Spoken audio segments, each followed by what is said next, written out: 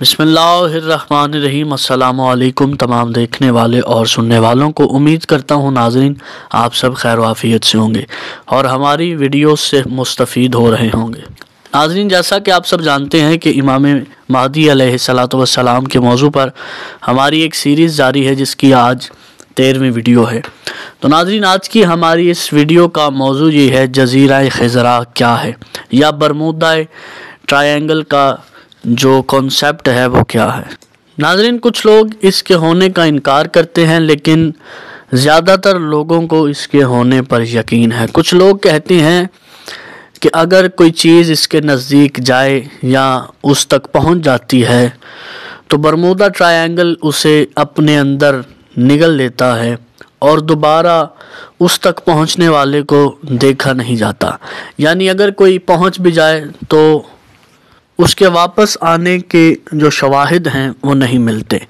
इसका कॉन्सेप्ट क्या है, ये मामला क्या है। कुछ लोगों का कहना है कि इमाम महदी अलैहिस्सलाम उसी के नज़दीक कहीं पर अभी ज़िंदगी बसर कर रहे हैं अपने असहाबो अहलो अयाल के साथ।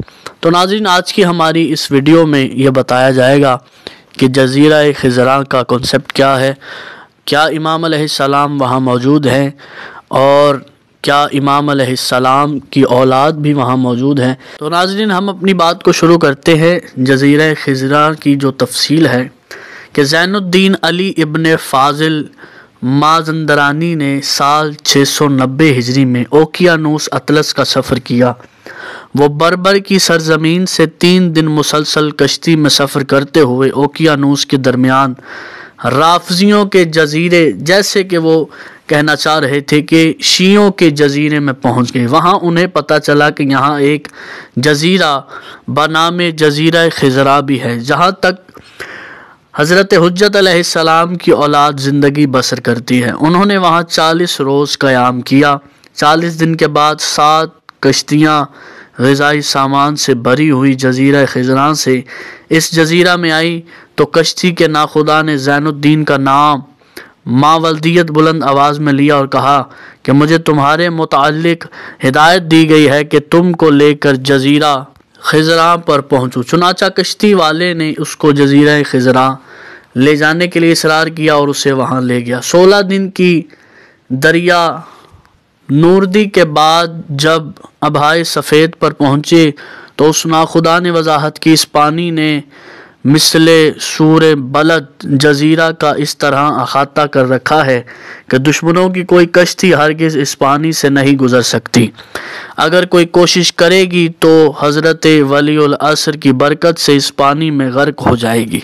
यानी नाज़रीन, बरमूदा ट्रायंगल का कॉन्सेप्ट थोड़ा सा इस बात से मेल खा रहा है कि अगर कोई उस जगह जाने की कोशिश करेगा तो वो उस बरमूदा के ट्रायंगल में फंस कर पानी में गर्क हो जाएगा।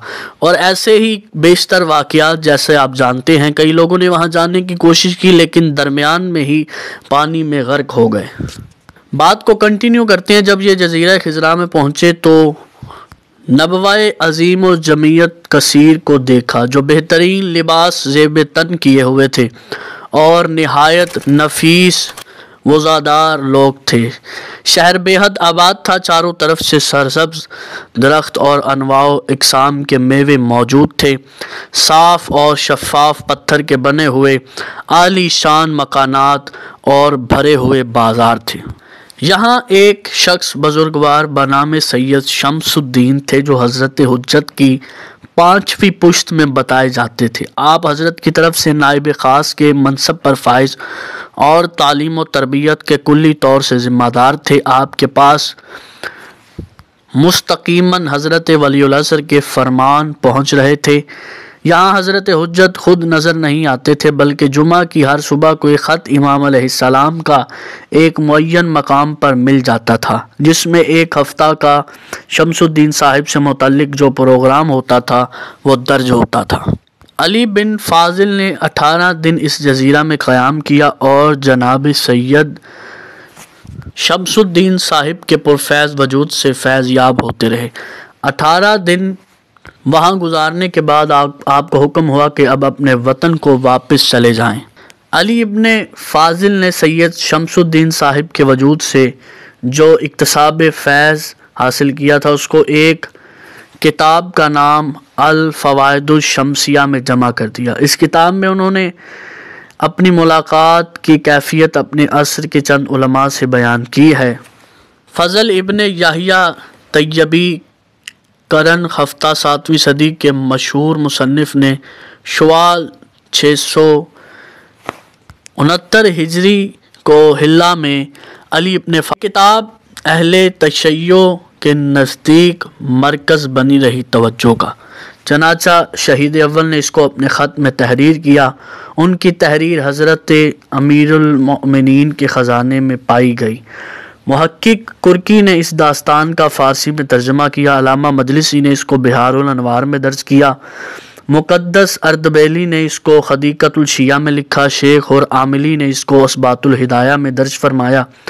وحید بہبہانی نے اس داستان کو مضمون پر فتویٰ دیا۔ بحر العلوم نے اپنی کتاب رجال میں اس کی سند بیان کی۔ قاضی نور اللہ شوستری نے ہر مومن پر اس داستان کی حفاظت کو لازمی قرار دیا۔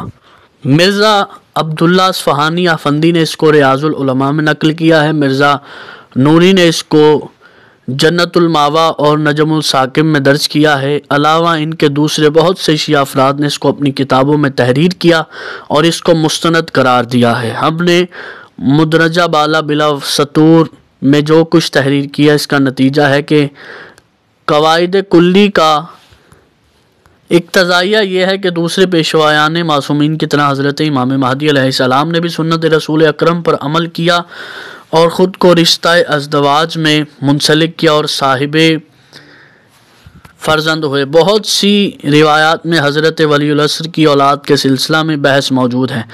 معصومین علیہم السلام کی بہت سی دعاؤں میں حضرت ولی العصر کے فرزندوں اور اہل بیت پر درود بھیجا گیا ہے۔ داستان علی ابن فاضل ہر اعتبار سے قابل اعتماد ہے کیونکہ موصوف خود دانشمند، پرہیزگار اور زاہد تقویٰ ہیں، اور فضل ابن یحییٰ جنہوں نے اس داستان کو نقل کیا ہے خود بھی ہر جہت سے مورد اعتماد ہیں۔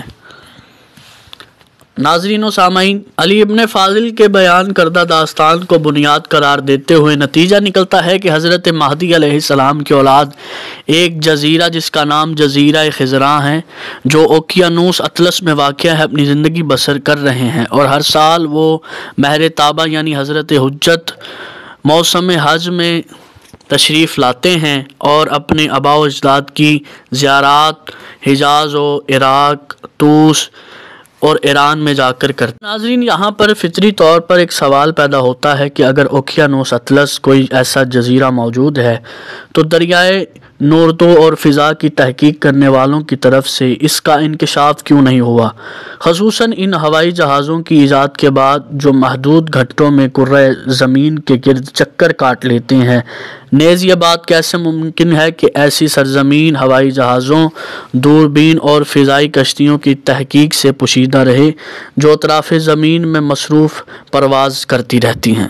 اس سوال کا قطعی جواب تو یہ ہے کہ خداوند عالم چاہے تو اپنی حجت کو دشمنوں کی نگاہوں سے پوشیدہ و محفوظ رکھ سکتا ہے، اور وہ یہ بھی کر سکتا ہے کہ اپنی حجت کو پورے جاہو حشم اور ان کے خاندوادہ کو ماں اہل و عیال مکمل طور پوشیدہ رکھے۔ اس کی قدرت کے مقابل چھوٹا اور بڑا، کم سن و بزرگ، ہلکا و بھاری کوئی فرق نہیں رکھتا، جیسا کہ امیر المؤمنین علی ابن ابی طالب علیہ السلام کا فرمان ہے۔ میر اور دوسری طرف زانوری نے حضور اکرم کے بہت سے معجزے دشمنی کی نگاہوں سے آپ کو پوشیدہ ہونے کے بارے میں تحریر کیے ہیں کہ قرآن بھی اس بارے میں ارشاد فرماتا ہے، اس وقت تب جب کہ قرآن کی تلاوت کرتا ہے تو ہم تیرے اور ان کے درمیان جو روز قیامت ایمان رہی رکھتے ایک پوشیدہ پردہ قرار دے دیتے ہیں۔ کتب و تاریخ و سیرت میں نقل ہوا ہے کہ ابو سفیان، نضر بن حارث، ابو جہل اور ام جمیل زوجہ ابو لہب سینکڑوں مرتبہ حضرت کو تکلیف پہنچانے کے ارادے سے آپ کے پاس آئے لیکن حضرت کو دیکھ نہ سکے۔ تو اس بات میں کون سا تعجب ہے کہ ایسے بہت سے عظیم شہر، دریا، صحراؤں کا موجود ہونا کہ جن کو خدا نے دنیا کی نظروں سے پوشیدہ رکھا ہوا ہے، جب لوگ وہاں سے گزرتے ہیں تو انہیں وہاں صحرا دریا کے علاوہ کچھ اور دکھائی نہیں دیتا۔ مرحوم نہاوندی نے حضور اکرم کے دشمنوں کی نگاہوں سے پوشیدہ رہنے کے بارے میں بہت سارے معجزات تحریر کیے ہیں کہ اسی طرح حضرت حجت کا وجود مبارک بھی اور طول عمر اغیار کی نظروں سے آپ کا پوشیدہ رہنا بھی پروردگار کی آیات عجائبہ سے ہے جن کی تکذیب کسی طرح نہیں کی جا سکتی، اور اگر کوئی شک کرتا ہے تو پھر وہ ایمان کامل نہیں رکھتا بلکہ ضعیف الایمان ہے۔ حضرت ولی العصر کی زمانہ غیبت کی دعاؤں میں سے ایک دعا یہ بھی ہے: یا بار الہ مجھے دشمنوں کی نگاہوں سے پوشیدہ فرما اور میرے دوستوں کے درمیان اجتماع حاصل فرما۔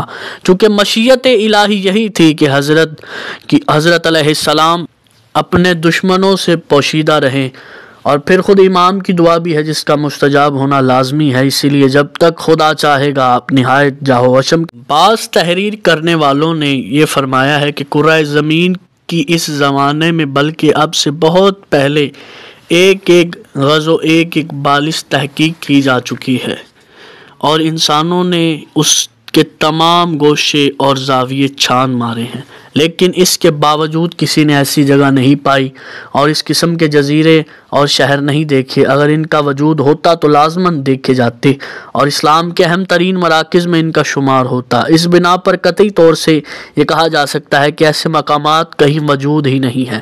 ان سوالات کا ہم مختصر یہی جواب دیتے ہیں کہ مغربی تحقیق کنندگان نے خود اس بات کا اعتراف کیا ہے کہ ابھی کرۂ زمین کے بہت سے منطقے ناشناختہ ہیں اور بہت سے مقامات محتاج تحقیق ہیں۔ ممکن ہے ہم آخری کتاب میں مزید حوالہ جات نقل کریں۔ ایسی صورت میں کسی تحریر کرنے والے کو حق نہیں پہنچتا کہ قطعی طور سے ایسے جزیرائے کا منکر ہو، اور اس لیے کہ ان کا اس جزائر تک نہ پہنچنا ان کے نہ ہونے کی دلیل نہیں بن سکتا۔ مشہور کلیہ ہے کہ کسی شے کا نہ پانا اس کے نہ ہونے کی دلیل نہیں ہے۔ قدماء نے ایسے حضرات کے جواب میں اور ان کی رد میں تحریر کیا ہے کہ بتایا جائے صد سکندری غارہ صحاب قائف جابل سا اور جابل کا مدینۃ النحاس اور انہی کے مثل اور بہت سے مقامات کہاں ہیں۔ ان مقامات کا اکثر جگہ تذکرہ موجود ہے مگر صحیح جائے وقوع کا کسی کو علم نہیں ہے، لہٰذا ہمارے لیے تو ان کے شعبہ جات بالکل ناقابل توجہ ہیں، کیونکہ خود ہمارے زمانہ میں ایسی مثال بطور نمونہ مثلث برمودا کی موجود ہے جو اوقیانوس اطلس کے وسیع علاقہ میں تشکیل دی جاتی ہے، جبکہ ابھی تک کسی نے بھی اوقیانوس کی پیمائش و تحقیق نہیں فرمائی ہے، اور آج تک مثلث برمودا کے وسط تک کوئی نہیں پہنچا، بلکہ اب تک کوئی ہوائی جہاز بھی اس کے اوپر پرواز نہیں کر سکا ہے۔ بڑی جاذب و جالب توجہ تو یہ بات ہے کہ اس مثلث کے درمیان میں آب سفید موجود ہے جو علی ابن فاضل کے بیان سے قطعاً مطابقت رکھتا ہے۔ آج تک کوئی بڑے سے بڑا جہاز اس پانی کے نزدیک نہیں پہنچتا ہے، کیونکہ جو بھی جاتا ہے اس کو اوقیانوس اپنی طرف کھینچ کر غرق کر دیتا ہے، اور جو ہوائی جہاز اس سفید پانی پر پرواز کی کوشش کرتا ہے وہ ہمیشہ کے لیے حوادث کا شکار ہو کر غائب ہو جاتا ہے اور اپنے وجود کا کوئی نشان بھی نہیں چھوڑتا۔ یہاں کے حادثات بھی ابھی تک سینکڑوں کشتیاں اور جہاز اور بہت سی ہوائی جہاز لقمہ اجل بن چکے ہیں جن کا کوئی سراغ نہ مل سکا۔ ان حوادث سے ہمیں علی ابن فاضل کے الفاظ یاد آ جاتے ہیں جو انہوں نے اس جزیرہ کی کشتی کے ملا سے نقل کیے ہیں، جنہوں نے فرمایا تھا کہ دشمنوں کے جہاز اور کشتیاں جب اس سفید پانی پر وارد ہوتے ہیں تو خواہ وہ کتنے ہی مستحکم کیوں نہ ہو مگر ہمارے مولا حضرت صاحب الزمان کی برکت سے غرق ہو جاتی ہیں، اور یہی وہ بیان ہے جو مثلث برمودا تک جانے والی۔ جیسا کہ ناظرین آپ سب نے جانا برمودا ٹرائی اینگل کا کنسیپٹ کیا ہے اور جزیرہ خضرا کیا ہے، تو آپ یقیناً اس ویڈیو سے مستفید ہوئے ہوں گے، تو میں آپ سے گزارش کروں گا اس ویڈیو کو آگے دوستوں میں ضرور شیئر کیجیے گا تاکہ ان کے علم میں بھی اضافہ ہو سکے۔ ویڈیو کو لائک کیجیے گا، ہمارے چینل کو ضرور سبسکرائب کیجیے گا اور بیل آئیکن کے بٹن کو لازمی پریس کیجیے گا تاکہ آنے والی ہر ویڈیو آپ تک پہنچ سکے۔ والسلام علیکم ورحمۃ اللہ وبرکاتہ۔